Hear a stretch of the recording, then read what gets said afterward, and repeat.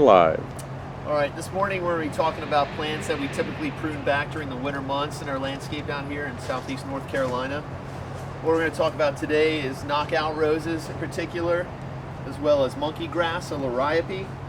We'll also be discussing how to maintain your flowers, your annual flowers for the winter, as well as also showing you guys how to prune back an ornamental grass.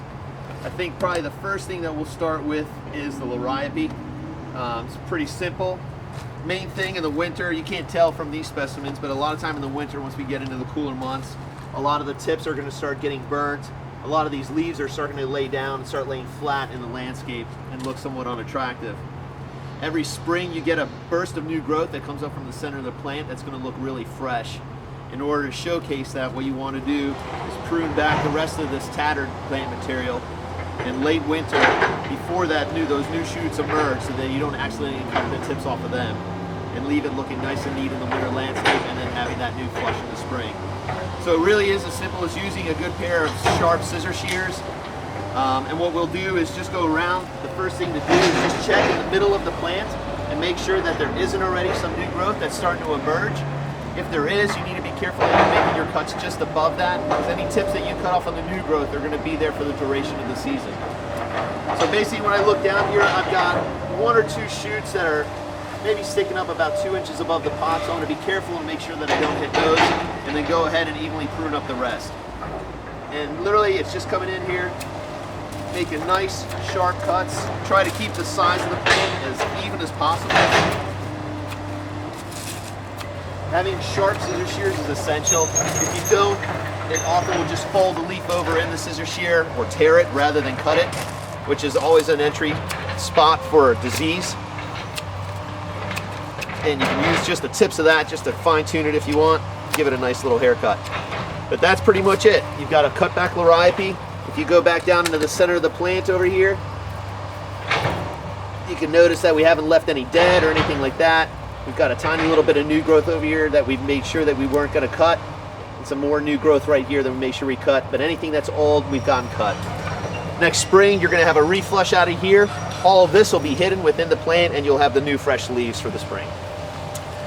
Next to it over here, I wanted to bring these out. Often folks will categorize all of these plants as monkey grass. This is actually a true liriope versus a mondo grass. And these we typically will not cut back in the winter landscape. Some folks do. It's very seldom that you'll see the tips burnt like this. Often they can deal with the cold a lot better than the liriope and will stay in that upright fashion a little bit better than the liriope. If they do get burnt back, again, you can treat them just like the liriope and give them a light haircut.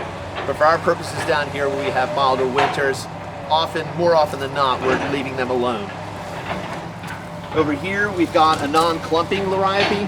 And again, this is just a bigger version of the liriope that we've already pruned.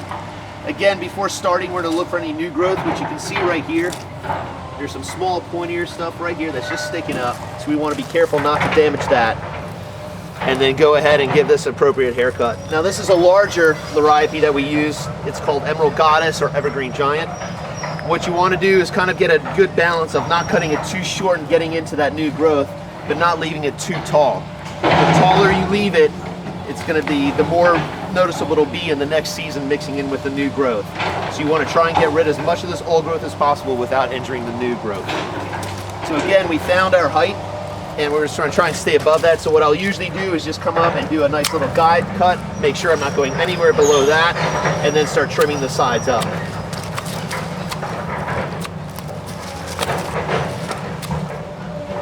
Nothing too complicated. Just want to make sure that you leave it somewhat nice and even looking on top. If you've got any little long stragglers, go ahead and get rid of them at the end. Just a couple of fine-tuning cuts. And that's essentially it. I'd say this is a good general height for Emerald Goddess or Evergreen Giant. The new growth will be up to here, and again, all this will be hidden. If you didn't cut the plant, you'd have all these old leaves, and trust me, at the end of the winter, they're going to look a lot worse than they do now, mixed in with all that fresh growth. So to keep it all fresh, get rid of the old in advance. Again, in late winter or early spring, just make sure you don't wait too long and have a lot of that new growth interrupting your cuts.